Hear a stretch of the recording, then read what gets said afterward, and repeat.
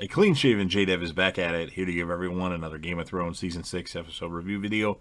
Before I get into that, though, pretty important if you're not caught up to the point where I am in rewatching or watching Game of Thrones, or you're just not that entirely sure, then you definitely need to take the initiative and pay attention to the episode's title, which, of course, I'll mention as well as put in the description for you. If that happens to be the case and you're not caught up, it would be my suggestion that you don't watch this video any further, just to stay away from any potential spoilers. This will be Game of Thrones Season 6, Episode 2. Title of this episode is called Home. This will be my review, reaction, recap. A couple days after finishing watching the episode, yes, I took a couple days off. After learning the hunters sent after Sansa and Theon were dead, Ramsay decides Sansa would seek Jon's protection and proposes to storm Castle Black. Roose Bolton warns Ramsay such action would turn the entire North against the Boltons, and after learning Roose's wife Walda has given birth to a son, Ramsay immediately kills Roose Bolton. Wow. And then has Walda and her child mutilated by the hounds as he tells her to come here. He knows where Roose is because she was looking for him, and he brings her into the area where the hounds are, and they just tear her apart, although you don't see it.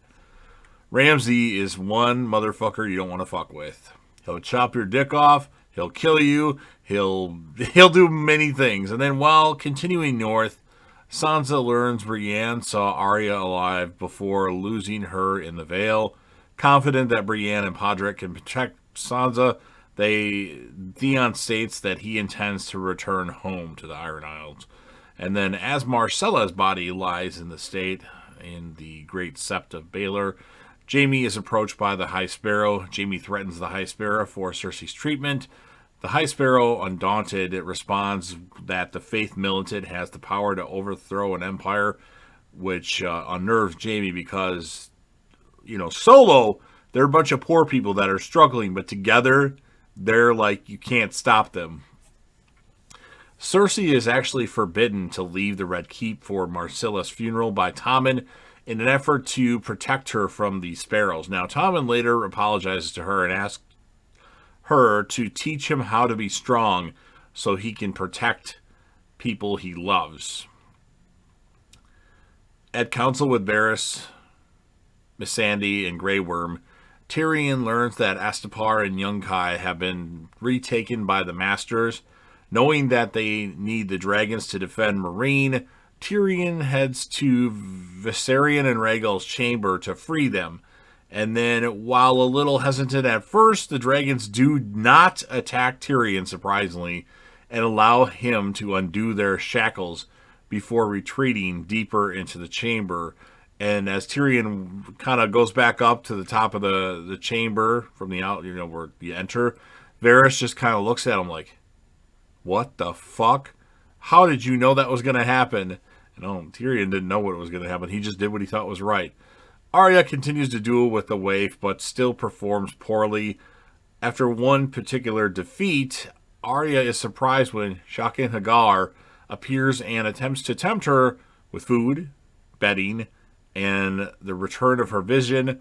Arya, of course, refuses all Jaqen H'ghar's offers, and Jaqen tells Arya to follow him, telling her she no longer needs to live on the street. So that's good for Arya. Bran Stark continues his training with the Three-Eyed Raven. He witnesses a vision of young Ned Stark, Benjen, and Lyanna Stark training together in Winterfell. And he also learns Hodor's real name is actually Willis, and he talks besides saying Hodor all the time. More to that soon in a couple episodes. However, the Three-Eyed Raven pulls Bran out of the memory, warning him that he risks drowning in old memories. Mira stands and watches aimlessly outside, and then with, of course, the children of the forest assisting her and them. And they remark that Bran will soon need Mira's help when he is able to better use his visions.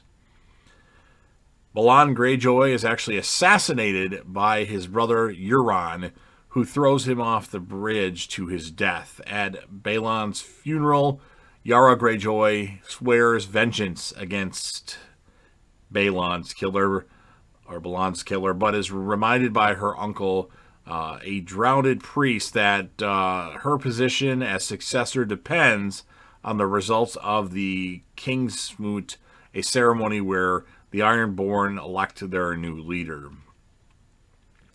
Sir Davos and loyalists guarding Jon Snow's body prepare to make a stand against Alliser Thorne and the rest of his allies. But before a fight can begin, the outer gates of Castle Black are breached by a giant 1-1, followed by Tormund, Giantsbane, Sir Ed, and a army of wildlings outnumbered. The Alliser Thorne and his culprits surrender and are locked in the cells on Ed's orders. Now, Davos, he pleads with Melisandre to attempt to resurrect Jon, reminding her of her previous miracles. Though Melisandre's faith has been shattered by Stannis' defeat, she is reminded of her encounter with Thoros of Myr and attempts a ritual. Melisandre is seemingly unsuccessful as she, Tormund, Ed, and Davos leave the room defeated. All of a sudden, Ghost kind of twitches and looks the other way, and then all of a sudden, Jon sits up, and Jon is alive and well. Well, he wasn't, but he is now. So whatever Melisandre did, it helps. So this was an episode of Game of Thrones. This was like the first time I heard about kind of what happened in an episode. I don't mind spoilers, but this was like the first time I heard what happened when I originally watched the series. I initially watched season 1 and season 2 in 2015 or 16. Then I took like a year off, and then I started over and finally got through it all, and I was ready to go for season 7. So season 7 and 8 I watched when they aired. The other seasons I had to watch Blu-rays of that somebody I know had. So that's how the episode ends. This episode had a lot in it. It was a really good episode, an underrated episode actually, with Ramsay killing Roose Bolton and his mother-in-law and her child, Jon Snow waking up. It just had a lot of good stuff in it, and I really enjoyed. Those were the two big things, I think, in the episode. Of course, Cersei being kept in the Red Keep and not being able to go to Marcello's funeral. The High Sparrow saying that, hey, we're a bunch of poor people that don't have any food, but together we are unstoppable. So that was pretty cool. So as far as the score of the episode, I'm going to give it a 9.4 out of 10. I thought it was a little bit better than I remember. And the character of the episode, I'm going to give it to Ramsay, because Ramsay is one badass motherfucker, a very well-written character on Game of Thrones. So you've heard what I have to say. Now it's your turn.